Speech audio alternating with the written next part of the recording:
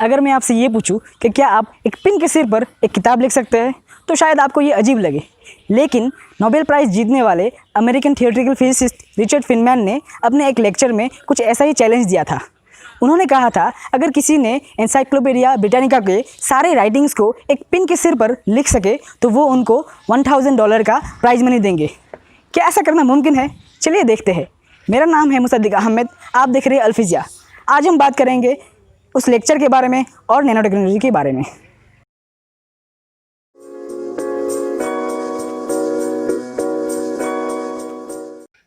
दिसंबर 1959 में Richard Feynman ने Caltech के annual meeting American Physical Society में एक लेक्चर दिया था जो मशहूर है there is a plenty of room at the bottom के नाम से, यानी एक छोटी सी स्पेस में भी इस्तेमाल करने लायक बहुत जगह होती है। उन्होंने अपने उसी लेक्चर के आखिर में अपना चैलेंज दिया था कि एक पिन के सिर पर पूरे एनसाइक्लोपीडिया को लिखना है। अब हम एक वाइल्ड गैस करते हैं कि इसको कैसे किया जा सकता है। या तो हम ऐसा कर सकते हैं कि एक पिन को इतना बड़ा किया जाए कि उसके सिर का साइज़ जो है पूरे एनसाइक्लोपीडिया को लिखने के लिए जितना जगह चाहिए उसके इक्वल हो जाए। लेकिन इतना बड़ा पिन बना के क्या फ़ायदा होगा हमारा। लेकिन हम ऐसा भी कर सकते हैं कि पूरे एनसाइक्लोपीडिया की राइटिंग्स को इतना छोटा कर दे कि सारा का सारा एक पिन के सिर पर फिट हो जाए। ऐसा करने से हम बहुत सारी इन्फॉर्मेशन जो है एक छोटी सी स्पेस में स्टोर कर सकते हैं।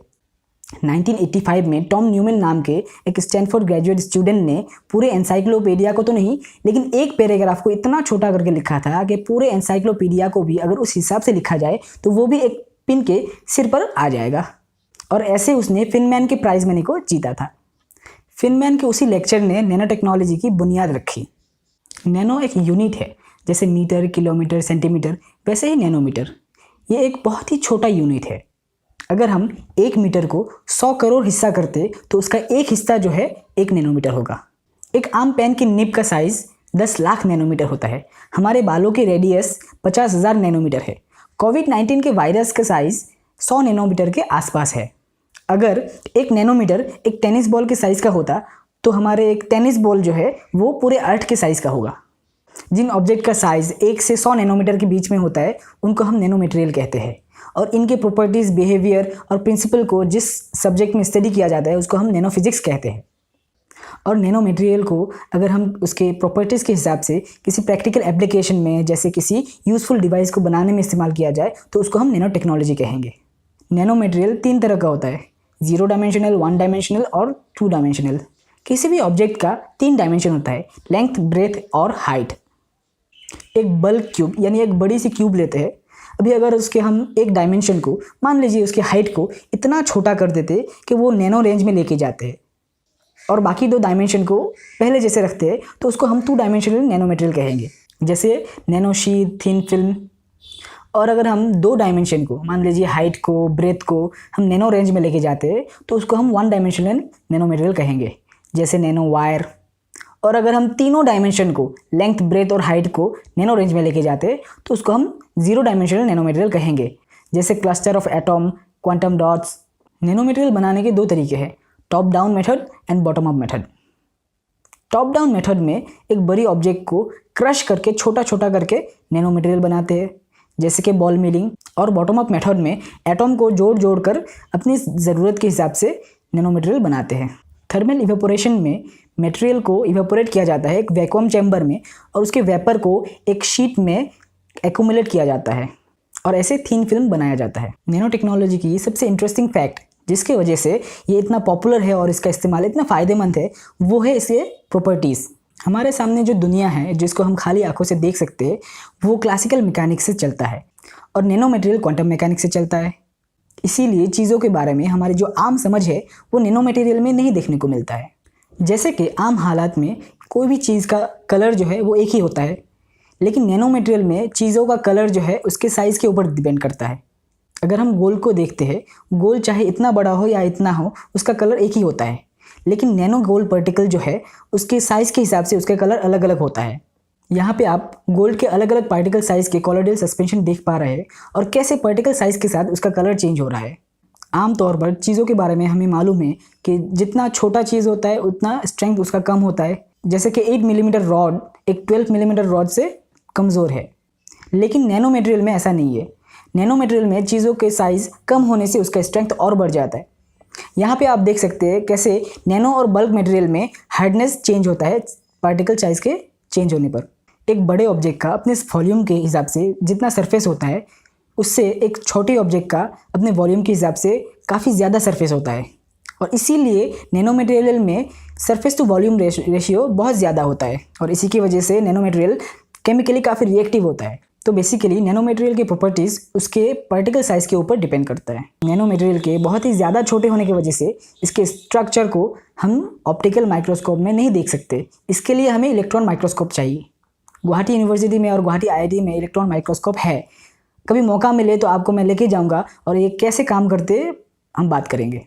फिनमैन ने अपने लेक्चर में लार्ज स्केल में एक एक एटॉम को इंडिविजुअली मैनिपुलेट करने की पॉसिबिलिटी की बात की। 1989 में IBM ने एक निकल प्लेट में 35 जेनॉन एटॉम से अपना लोगो बनाया था। ये जो आप डॉट्स देख रहे हैं, ये एक एक जेनॉन एटॉम है। IBM ने ही फिर 2013 में एक वीडियो बनाया, a boy and his atom, जो Guinness book of world record में world's smallest stop motion film का खिताब जीता। इस वीडियो में 5000 कार्बन मोनोऑक्साइड मॉलिक्यूल है जो एक लड़के के शेप में है, जिसके पोजीशन को चेंज कर करके इस वीडियो को बनाया गया है ताकि ऐसा लगे कि एक लड़का अपने एटॉम के साथ खेल रहा है। ये जो डॉट्स दिख रहे हैं, ये एक एक कार्बन मोनोऑक्साइड के मॉलिक्यूल है। इस वीडियो का लिंक आपको डिस्क्रिप्शन में मिल जाएगा, और साथ ही इसको कैसे बनाया गया है उसका लिंक भी डिस्क्रिप्शन में मिल जाएगा। आप चाहे तो इसको देख सकते हैं। नैनो टेक्नोलॉजी कहाँ कहाँ इस्तेमाल हो सकता है? हर जगह। जैसे कॉस्मेटिक के skin care cream, sun cream में नैनो मटेरियल इस्तेमाल होता है। मोबाइल के scratch proof, water proof, anti reflecting glass, flexible display, ये सब नैनो टेक्नोलॉजी की वजह से पॉसिबल हुआ है। आज के नए QLED डिस्प्ले में भी नैनो मटेरियल क्वांटम डॉट्स इस्तेमाल होता है। कार, एरोप्लेन, शिप, एयरक्राफ्ट, इन सब में ऐसी मटेरियल चाहिए जो मजबूत भी हो और वजन में हल्का भी। लेकिन आम हालात में कोई भी मटेरियल अगर मजबूत होता है तो उसका वजन ज़्यादा होता है। हर मटेरियल में कोई खूबियाँ होता है और कोई खामियाँ। लेकिन नैनो टेक्नोलॉजी के साथ हम अलग अलग क्वालिटी एक ही मटेरियल में लेके आ सकते हैं। जैसे कार्बन नैनो ट्यूब, जो world's strongest and lightest material है। फिजिसिस्ट का यह मानना है कि कार्बन नैनो ट्यूब से स्पेस एलिवेटर का सपना जो है वो हकीकत बन सकता है। जैसे बिल्डिंग में चढ़ने के लिए एलिवेटर होता है, वैसे ही स्पेस एलिवेटर एक केबल से बना ट्रांसपोर्टेशन सिस्टम है, जिससे अर्थ सरफेस से हम स्पेस में जा सकते हैं बिना किसी रॉकेट के।